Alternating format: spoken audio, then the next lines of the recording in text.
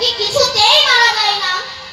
যখন সমস্ত অস্ত্র বিফল হয়ে গেল তখন সবাই ভগবানের শরণাপন্ন। এক অসুর সৃষ্টি হয়েছে, কিছুতেই মারা যাচ্ছে না। তখন ভগবান বলেন দধিচি ঋষির অঙ্গের হাড় দিয়ে অস্ত্র বানাও, ওই অস্ত্রে তোমরা বেত্রাসুরকে মারতে পারো। সবাই মিলে দধিচি ঋষির কাছে গেল। আপনার অঙ্গের হাড় চাই। বলে আমি তো এখনো বেঁচে আছি। বলে মরে যান। কি করে মরবো? গরু নুন খেতে ভালোবাসে, আপনার সর্বাঙ্গে নুন মাখিয়ে দেওয়া হবে এবং গরুকে লাগিয়ে দেওয়া হবে।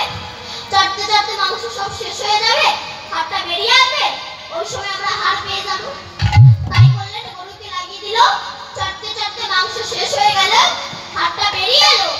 ওই হাড়ে বজ্র তৈরি করে যখন বেত্রাসুরকে মারতে যাচ্ছে ইন্দ্র, তখন ইন্দ্রের হাত থেকে বজ্রটা পড়ে গিয়েছিল।